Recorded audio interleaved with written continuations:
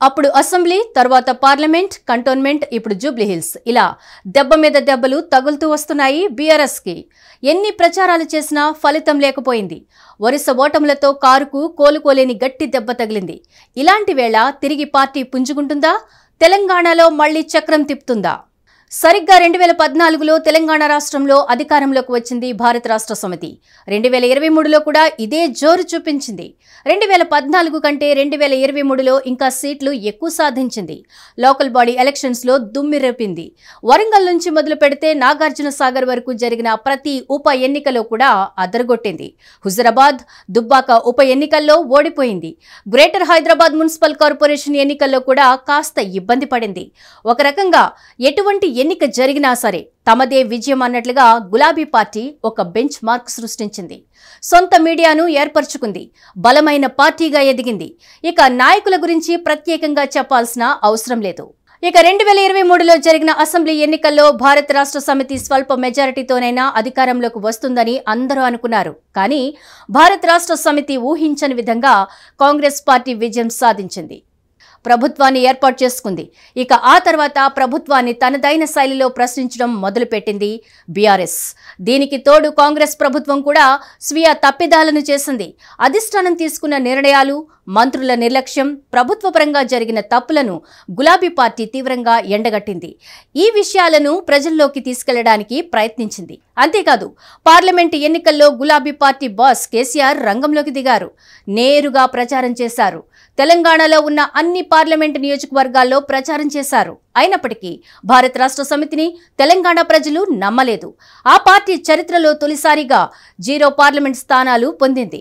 ఒక రకంగా ఆ పార్టీకి అత్యంత దారుణమైన పరాభవం అది. ఈ ఓటమి తర్వాత కంటోన్మెంట్ నియోజకవర్గానికి ఉప ఎన్నికలు జరిగాయి. ఈ ఉప ఎన్నికల్లో భారత రాష్ట్ర సమితికి పరాభవం ఎదురైంది. ఇలా వరుసగా దెబ్బ మీద దెబ్బ పడుతూ 3 ఎన్నికల్లో ఓడిపోవడంతో భారత రాష్ట్ర సమితి కార్యవర్గం ఒక రకంగా ఢీలా పడింది. ఓటమిపై నిరాశ చెందింది. ఇదే సమయంలో జూబ్లీ హిల్స్ నియోజకవర్గానికి ఉప ఎన్నికలు వచ్చాయి. ఈ ఉప ఎన్నికల్లో భారత రాష్ట్ర సమితి విస్తృత స్థాయిలో ప్రచారం చేసింది. సోషల్ మీడియాను వినియోగించుకుంది. అయినప్పటికీ అనుకూల ఫలితం రాలేదు. పోలింగ్కు మరో 3 రోజులు ఉందనగా భారత రాష్ట్ర సమితి ఊహించని విధంగా వెనుకబడిపోయింది. కాంగ్రెస్ పార్టీ దూసుకువచ్చింది. దీంతో జూబ్లీ హిల్స్ నియోజకవర్గంలో కాంగ్రెస్ జెండా ఎగిరింది. భారత రాష్ట్ర సమితి తీవ్రమైన పోటీ ఇచ్చినప్పటికీ చివరి దశలో చేతులెత్తేసింది. అసెంబ్లీ నుంచి మొదలు పెడితే జూబ్లీ హిల్స్ వరకు ప్రతి ఎన్నికలోనూ గులాబీ పార్టీకి వరుస ఓటములు ఎదురవుతూనే ఉన్నాయి. ఈ క్రమంలో పార్టీ తిరిగి మళ్లీ టాప్ గేర్లోకి వస్తుందా? తెలంగాణలో మళ్లీ చక్రం తిప్పుతుందా? ఈ ప్రశ్నలకు కాలమే సమాధానం చెప్పాలి. హిట్ టీవీ యాప్, ఇందులో short news, live news, entertainment shows, movies, digital magazines తో పాటు మీ జిల్లా వార్తలను కూడా ఫ్రీగా చూడొచ్చు. ఇంకెందుకు ఆలస్యం? వెంటనే హిట్ టీవీ యాప్ ని డౌన్లోడ్ చేసుకుని ఫ్రీగా ఎంటర్టైన్మెంట్ పొందండి. Hit TV app. Hit TV app. Please download hit TV app. Hit TV app ని ఫ్రీగా డౌన్లోడ్ చేసుకుని ఎంజాయ్ చేయండి. మీకు నచ్చిన ఎంటర్టైన్మెంట్ కోసం హిట్ టీవీ యాప్ ని ఫ్రీగా డౌన్లోడ్ చేసుకుని ఎంజాయ్ చేయండి. హిట్ టీవీ యాప్ ని డౌన్లోడ్ చేసుకుని ఆస్వాదించండి, ఆశీర్వదించండి. ఇంతమంది సెలబ్రిటీలు హిట్ టీవీ యాప్ ని డౌన్లోడ్ చేసుకోండి అని చెప్తున్నారంటే ఎంత మంచి యాప్ ఆలోచించండి. అమెరికా అమెరికా అమెరికా అమెరికాలో చదవాలనుకునే వాళ్ళకి విశ్వసనీయమైన పేరు మన శౌర్య కన్సల్టెన్సీ.